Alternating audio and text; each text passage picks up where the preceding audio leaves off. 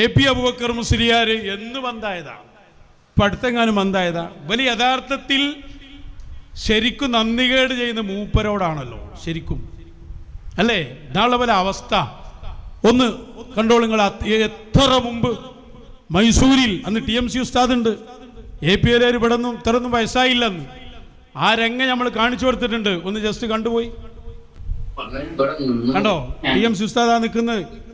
അവരെ ഹദറത്തിൽ പുറത്തുള്ളതാരാ? കാന്തപുരം അബൂബക്കർ മുസ്ലിയാരാ.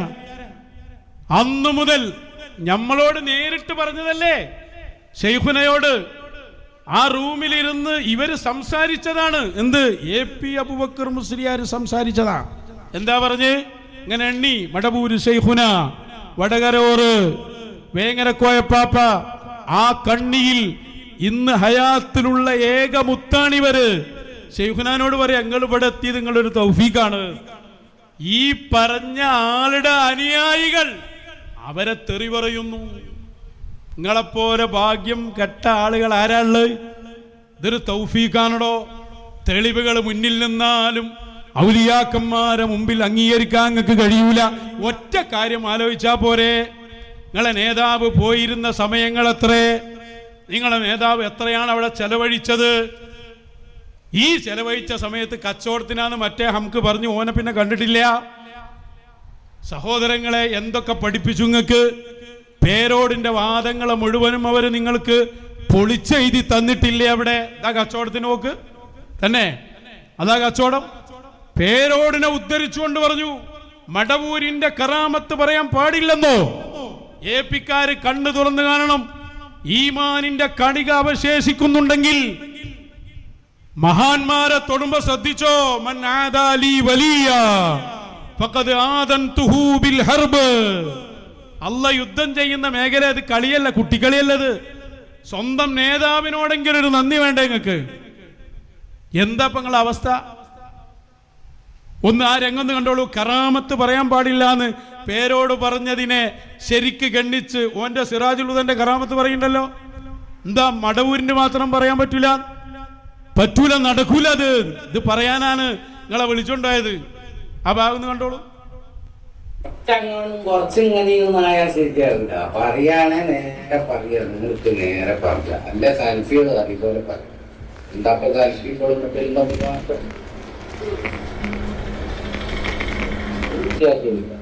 എന്തിനാ ഭയപ്പെടുന്നത്? ഈ സംഘടന ഉണ്ടാക്കാനും സംഘടന മഹത്വം പറയാനും ഈ സംഭവങ്ങളാക്കാൻ നിലം നിർത്താനോ ഒക്കെ മടവൂരിന്റെ പേര് ഇറങ്ങിയിട്ടില്ല. മോശത്തിക്കും വെക്കുക, പൈസയും വേണം, പാട്ടപ്പീരും വേണം. സ്ഥാനം പറഞ്ഞൂല, കറാമത്ത് പറഞ്ഞൂല. എന്നാ ഉസ്താദിനെ പറ്റി കറാമത്ത് പറയുന്നുണ്ടല്ലോ, അത് ഉള്ളതല്ലാത്തതോ? വേറെ പറ്റി സിറാജുൽ ഹുദനെ പറ്റി ഇവിടെ പല മഹത്വവും കറാമത്തും പറയുന്നുണ്ടല്ലോ, ഇത് ഉള്ളതല്ലാത്തതോ? ഇതൊക്കെ എന്തെന്ന് പറയാമെങ്കിൽ മടവൂരിനെ പറ്റിയാ പറയാൻ ആളില്ലാത്തത്. വിടൂലേ, ഒരു ഇഞ്ച് വിടൂല. ആരും മനസ്സിലാക്കണ്ട, തന്നെ ചെയ്യും. നാട്ടുകാര് മതി. കച്ചവടത്തിന് പോയതാപ്പ് ആരെ ഇരുത്തിട്ടാ? നിങ്ങളെ ടോപ്പ് നേതാവാണ് ഇരിക്കണത്. അതിന്റെ അപ്പുറത്തേക്ക് ചെറിയ പ്യൂസാതാ. നടക്കൂലങ്ങളെ, വിടൂലങ്ങളെ, നാട്ടുകാരിറങ്ങന്നെ ചെയ്യും. ഇത് പറയണമെങ്കിൽ വിലായത്തും ശൈഖൂഹിയത്തും എല്ലാ സംഭവമുള്ള ആ ഹിമ്മത്തുള്ളവർക്കല്ലാതെ ആർക്ക് കഴിയണോ? എന്തൊക്കെയാണ് അവിടെ പറഞ്ഞു കൊടുത്ത കാര്യങ്ങൾ? ഏതായാലായതുകൊണ്ട് പുതിയ രണ്ടെണ്ണം കൊണ്ടുവരാം. അങ്ങനെ ഉണ്ടല്ലോ. ഇത് സമ്മതം കിട്ടുമ്പോഴല്ലേ വിടാൻ പറ്റുള്ളൂ. ആ ബല് ശ്രദ്ധിക്കട്ടെ, കണ്ണു തുറക്കട്ടെ. ഔലിയാക്കന്മാരോട് കളി വേണ്ട. പലരും അങ്ങനെ കളിച്ചിരുന്നു പണ്ട്. ആഖിബത്ത് നശിച്ച് കെട്ട് ചത്തുപോകും. ഒരു മെമ്പർഷിപ്പും വരൂലട്ടോ. നല്ലോണം ആലോചിച്ച് ചെയ്തോളി. കുട്ടിയസന്താരിമി പറഞ്ഞ വാക്കേറ്റാ പെങ്ങട്ട് വരുന്ന നിങ്ങൾ നേരെ അവരെ നിങ്ങളെ നേതാവന്നെ പോയിരിക്കുന്ന സ്ഥലത്താ. എന്താ ഇപ്പം നിങ്ങൾ വിചാരിച്ച്? എന്താ ഇപ്പം നിങ്ങൾ മനസ്സിലാക്കിയത്? നിങ്ങളെ 1ാം വാർഷിക സമ്മേളനത്തിൽ ഓൾറെഡി ഞാൻ പറഞ്ഞില്ല നിങ്ങളോട്. എന്താ നിങ്ങൾ നിഷേധിക്കാത്ത? നിങ്ങൾ നിഷേധിച്ച് വരിങ്ങട്ട്. എന്നിട്ട് എന്താ അതാ മുജാഹിദിനേക്കാൾ പോയി വരും. അവരോട് പറഞ്ഞൊരു സന്ദർഭമുണ്ട്. ഇവരോട് ഈ വിഷയം പറഞ്ഞു കൊടുക്കുമ്പോൾ പറയുന്നുണ്ട്, എങ്ങനെ മുജാഹിദും ജമാഅത്തൊക്കെ ഉണ്ടായത് എന്ന് ചോദിക്കുന്നുണ്ട്. മുജാഹിദ് ജമാഅത്തുണ്ടായത് മുഹിയുദ്ദീൻ മാല എതിർത്തിട്ടാ. മുഹിയുദ്ദീൻ മാലനെ ചോദ്യം ചെയ്തിട്ടാണ്. ഇന്നിപ്പോ മടവൂരിനെ ചോദ്യം ചെയ്തിട്ട് നിങ്ങൾ വരുന്നത്. ഇതെന്താ വ്യത്യാസം? അന്ന് മുജാഹിദ് മുഹിയുദ്ദീൻ മാലിനെ, ഇന്ന് മടവൂർ ശൈഖിനെ കറാമത്ത് പറയുന്ന ചെയ്യും. ആ ഭാഗം കൂടി ഇന്നൊന്ന് കേട്ടോളി. ഇപ്പൊ മൊയ്തീൻ ശൈഖിന്റെ കറാമത്തും പറയാൻ പറ്റില്ല, മാലയും പറയാൻ പറ്റില്ല, ചെല്ലാൻ പറ്റില്ല. ഇങ്ങനെയൊന്നും ആയപ്പോ സംഗതി എടുത്തു. എന്താണ് ഈ ജമാഅത്ത് മുജാഹിദും ഒക്കെ ആയിട്ട് വേറിട്ടത് എങ്ങനെ മുതലാണ്? ഈ ഒറ്റ വിധിമാരല്ലേ ഇത് രണ്ടായത് സുന്നി മറ്റുമൊക്കെ ആയത്. അന്ന് അയിമ തൊട്ട് കഴിച്ച് ഇപ്പൊ ഇത് മടവും.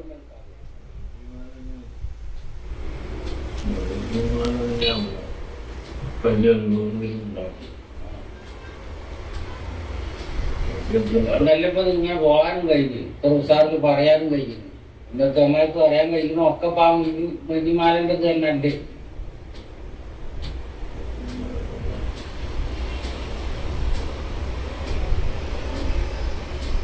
കയ്യിൽ പറഞ്ഞൊന്നും വിശ്വസിക്കാൻ പറ്റൂലല്ലോ, പറഞ്ഞാൽ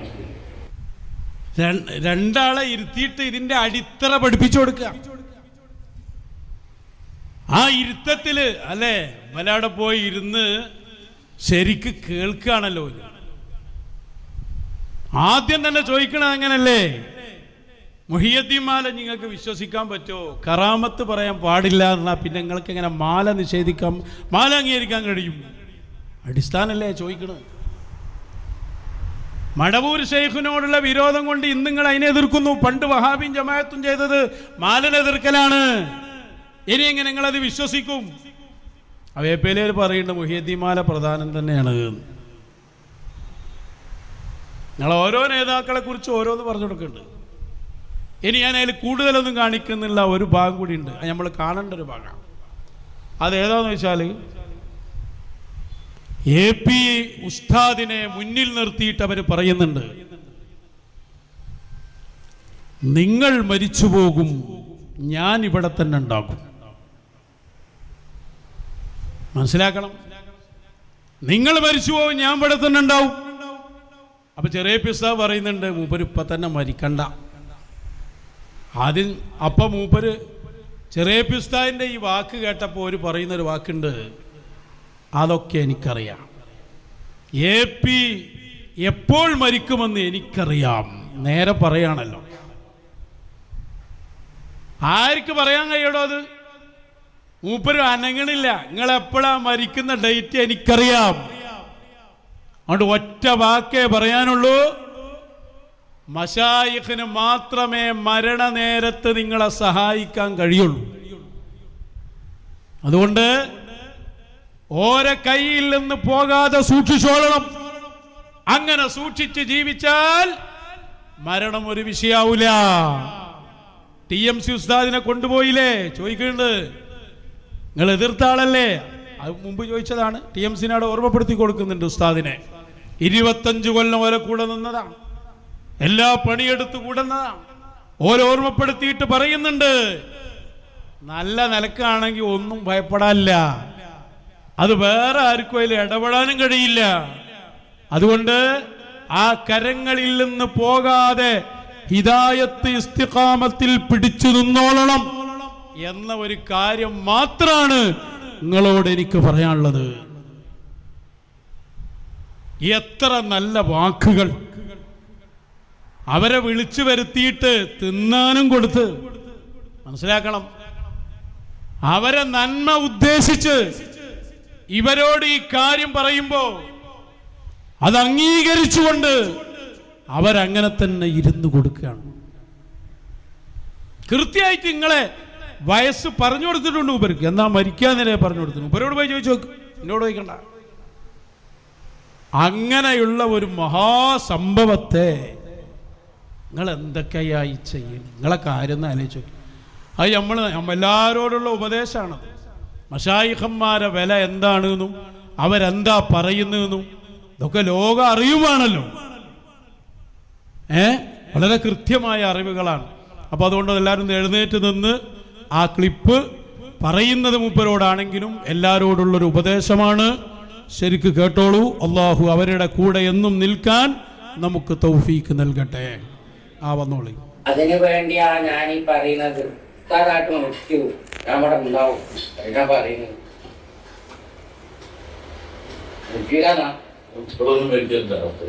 എനിക്കെന്റെ ടൈമൊക്കെ എപ്പോഴാണ് മരിക്കാറുള്ളത് അതെനിക്കറിയാം. പൂർവ്വയാകെ എന്തോ അതൊന്നും അല്ലാന്ന് ഇനിയിപ്പോ മരിക്കാന്നൊക്കെ പറഞ്ഞപ്പോ എന്തോ വലിയ അമ്മ വാങ്ങിച്ചു ഒന്നും ആവില്ല. ഒന്നും ആകാനില്ല. ഓരോ നാട്ടെ അയ്യത്ത് കൂട്ടിക്കൊണ്ടുപോയി അപ്പോഴൊക്കെ പോവുക.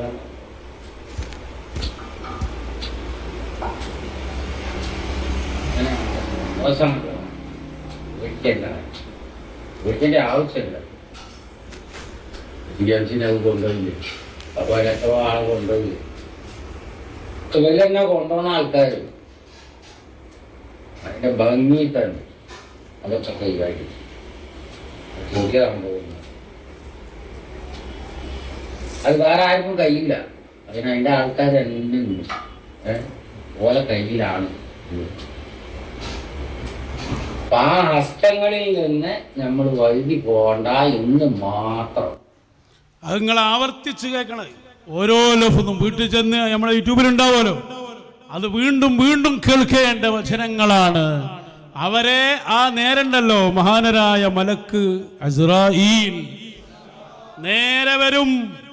ആരുണ്ടാവില്ലട്ടോ സംരക്ഷണത്തിന്. ഇമാം റാദി കുടുങ്ങിയ മേഖലയല്ലേ അത്.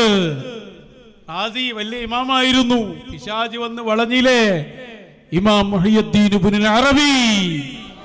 ഒറ്റ നോട്ടമല്ലേ കൂട്ടുകാരെ. മൂപ്പര് ഏടോ ഉള്ളത്. റാദി ഇമാമിനെ പിശാചിക്കൾ എടങ്ങാറാകുന്നു എന്ന് കണ്ടപ്പോൾ ഒറ്റ നോട്ടം. ആ നോട്ടത്തിൽ അതാ നിസ്കരിച്ചുകൊണ്ടിരിക്കുകയായിരുന്നു ഇബ്നു അറബി തങ്ങൾ. കാലിങ്ങനെ അനക്കിയതാണ്. കാലനക്കുമ്പോ ശിഷ്യന്മാർ പിന്നെ ചോദിച്ചു, എന്താ ശൈഖബറുകളെ സാധാരണ അല്ലാത്തൊരു കാലനക്കല്? അപ്പൊ പറഞ്ഞു, ഫഖ്റുദ്ദീൻ റാസി തങ്ങൾ മൗത്ത് നേരിടുകയാണ്. ലാ ഇലാഹ ഇല്ലല്ലാഹ് ചൊല്ലി മരിക്കാൻ നോക്കുമ്പോ പിശാച് വന്ന് വലയം ചെയ്തതാണ്. ഞാനൊരു തട്ടു കൊടുത്തു, പോയി പിശാചൊക്കെ. ലാ ഇലാഹ ഇല്ലല്ലാഹ് പറഞ്ഞ് മരിക്കാൻ കഴിഞ്ഞു. ഓ പ്രിയപ്പെട്ട കൂട്ടുകാരെ, ഒരു നസീഹത്തായി പറഞ്ഞോട്ടെ. ഈ വാശിയും വക്കാണമൊന്നും അള്ളാഹുവിന്റെ ആളുകളോട് വേണ്ട. ഞങ്ങളങ്ങൾ പറഞ്ഞോളി, ഹസനീന്നോ അൻവരീന്നോ അല്ലെങ്കിൽ ഹസനി അല്ലാന്നോ മനുഷ്യനല്ലാന്നോ ഇനി തൊയ്യിറുസ്താദിനെ ഞങ്ങളൊക്കെ നിങ്ങൾക്ക് എന്തും പറഞ്ഞോ. പക്ഷേ അള്ളാന്റെ ഔലിയാക്കളെ തൊട്ട് കളി വേണ്ട. ശംസുദ്ദീൻ ഇബ്നു ലബ്ബാൻ എന്നൊരു വലിയ പണ്ഡിതൻ ഉണ്ടായിരുന്നു. അയാൾ ഒരു നാട്ടിലെ ഖാദിയായിരുന്നു. അങ്ങനെ ആ ഖാദിയായ സ്ഥലത്ത് ഒരു പള്ളിയിൽ ഒരിക്കൽ നിസ്കരിക്കാൻ കയറി. ബാങ്ക് കൊടുക്കാൻ ഒരു മൊല്ലാക്ക, പാവപ്പെട്ടൊരു മൊല്ലാക്ക, വേറെ വിവരമൊന്നുമില്ല. ബാങ്ക് കൊടുത്തു കഴിഞ്ഞപ്പോ ബാങ്കിന്റെ ദുആയൊക്കെ കഴിഞ്ഞിട്ട് അസ്സലാമു അലൈക യാ ശൈഖി അഹ്മദൽ ബദവി. ആരേ മൊല്ലാക്ക? ഖാദിയായ ശംസുദ്ദീൻ ഇബ്നു ലബ്ബാൻ വലിയ ആലിമ. മുബര് വിളിച്ച് ഇവിടെ വാടാ, എന്തായി പറഞ്ഞത്? അസ്സലാമു അലൈക യാ ശൈഖി അഹ്മദൽ ബദവി. ഇനി മേലിൽ അത് പറയരുത്, പറഞ്ഞാൽ ഞാൻ ശിക്ഷിക്കും. അയാൾ ജഡ്ജാ, ഖാദിയാ. അവര് പറഞ്ഞു, എനിക്കത് മാറ്റി നിർത്താൻ പറ്റൂല, അതെന്റെ ശൈഖാണ്, അവരോട് ഞാൻ പറയും, നിങ്ങൾക്ക് വേണമെങ്കിൽ ശിക്ഷിക്കാം. ശിക്ഷിക്കാൻ ഓർഡർ ചെയ്തു.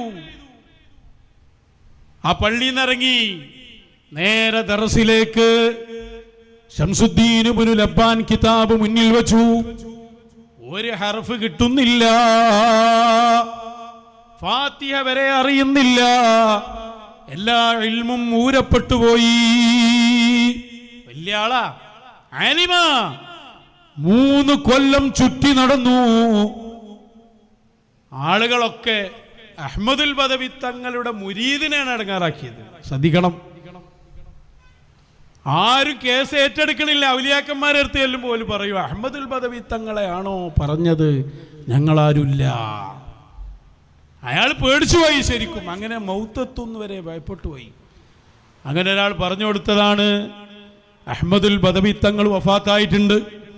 അവരോട് ഏറ്റവും അടുപ്പമുള്ള ഒരാളുണ്ട്, അതാണ് യാഖൂത്തുൽ അർശി. അവര് പറഞ്ഞാൽ അഹ്മദുൽ ബദവി തങ്ങൾ സ്വീകരിക്കും. അതുകൊണ്ട് യാഖൂത്തുൽ അർശി തങ്ങളെ കണ്ടോളൂ. അങ്ങനെ 3 വർഷത്തിന് ശേഷം യാഖൂത്തുൽ അർശി തങ്ങളെ മുമ്പിലെത്തുന്നു. പൊട്ടിക്കരയുന്നു. ഞാൻ അന്നങ്ങനെ പറഞ്ഞു പോയി, അവിടുത്തെ മുരീദിനോട് മാപ്പ് വേണം, എനിക്ക് ഇസ്തിഖാമത്ത് വേണം, ഹിദായത്ത് വേണം. യാഖൂത്തുൽ അർശി തങ്ങൾ മനസ്സ് വായിക്കുന്ന ആളാ. ശരിക്ക് തൗബ വന്നിട്ടുണ്ട് എന്നറിഞ്ഞപ്പോ പറഞ്ഞു, റെഡി, ഞാൻ ശുപാർശ ചെയ്യാം. ശംസുദ്ദീൻ ഇബ്നു ലബ്ബാന്റെ കൈയും പിടിച്ച് നേരെ അഹ്മദുൽ ബദവി തങ്ങളെ ഹദറത്തിലേക്ക്, അഹ്മദുൽ ബദവി തങ്ങളെ സമീപത്ത് വന്ന് ഒറ്റ നൃത്തമാണ്. യാഖൂത്തുൽ അർശി തങ്ങൾ സംസാരിക്കുന്നു. അന്ന് വഫാത്തായ ആരോട്? അഹ്മദുൽ ബദവി തങ്ങളോട്. എന്താ വിളിച്ചു പറയുന്നത്? ശൈഖവറുകളെ, ഈ പണ്ഡിതൻ അങ്ങയുടെ ഒരാളെ ബുദ്ധിമുട്ടിച്ചിട്ടുണ്ട്, മനസ്സറിഞ്ഞ് തൗബ ചെയ്തിട്ടുണ്ട്, നിങ്ങൾ അവർക്ക് മാപ്പ് കൊടുക്കണം. അഹ്മദുൽ ബദവി തങ്ങളെ റൗദയിൽ നിന്ന് മറുപടി, നിങ്ങൾ അതിന് സാക്ഷിയാണോ? അയാളെ മനസ്സിൽ നിന്ന് തൗബ വന്നു എന്നതിന് നിങ്ങൾ ജാമ്യം നിൽക്കുന്നുണ്ടോ? മഹാനായ യാഖൂത്തുൽ അർശി തങ്ങൾ പറഞ്ഞു, അതെ, ഞാനതിന് സാക്ഷിയാണ്. ഉടനെ റൗദയിൽ നിന്ന്, ഖബറിൽ നിന്ന് മറുപടി, റദീതു ലഹു, ഞാൻ അയാൾക്ക് പൊരുത്തപ്പെട്ടിരിക്കുന്നു. പറഞ്ഞ സെക്കൻഡിൽ ഇൽമു മുഴുവനും ഹൃദയത്തിലേക്ക് കയറുകയാണ്, ഹൃദയത്തിലേക്ക് സെൻഡാവുകയാണ്. ആ അഹ്മദുൽ ബദവി തങ്ങളെ മുമ്പിൽ നിന്ന് രക്ഷപ്പെടുത്തി തന്ന യാഖൂത്തുൽ അർശി തങ്ങളെ പിന്നെ ഇബ്നു ലബ്ബാൻ വിട്ടിട്ടില്ല. അവരെ കാലിലാണ് പിന്നെ ജീവിച്ചത്. ഖബർ വരെ അവരെ സമീപത്താണ്. സുഹൃത്തുക്കളെ, ഇത് തീക്കളിയാണ്. അവര് ജീവിച്ച വഴികൾ എത്രയാ നിങ്ങൾക്കറിയുമോ? വെറുതെ അങ്ങ് വന്നിട്ട് ഇവരെ പഠിപ്പിച്ചതല്ല. കഷ്ടപ്പെട്ട നാളുകൾ അവരെ ജീവിതത്തിലുണ്ട്. ഏതെല്ലാം കാര്യങ്ങൾ നന്നായി അധ്വാനിച്ച് നയിച്ചുണ്ടാക്കിയതാണോ ഇതെല്ലാം. നേരത്തെ അവര് വന്നത് തന്നെ ഏറ്റവും വലിയ അവസ്ഥയിൽ, പിന്നെ അതിന് ശുക്റായി അവരെ മശായിഖിന്റെ നിർദ്ദേശത്തിൽ എല്ലാം കൊടുത്തു മുഴുവനും സമർപ്പിച്ച് ജീവിച്ച് അവരിന്ന് കാണാൻ പറ്റിയ ഒരു മുത്തായി നിൽക്കുമ്പോൾ മനസ്സുകൊണ്ടൊന്നാദരിച്ചൂടെ? ഏറ്റവും ചുരുങ്ങിയത് എതിരായത് പറയാതിരുന്നുകൂടെ? ഒരു ചെറിയ ബുദ്ധി വേണമെങ്കിൽ ഉണ്ടാക്കിക്കൊള്ളി. ഞങ്ങളെ സംബന്ധിച്ചിടത്തോളം ഞങ്ങളെ കണ്ണുകൾ അവരെ കാണാനുള്ളതാണ്, അവരെ കേൾക്കാനുള്ളതാണ്. അല്ലാഹു നമുക്ക് തൗഫീക്ക് നൽകട്ടെ.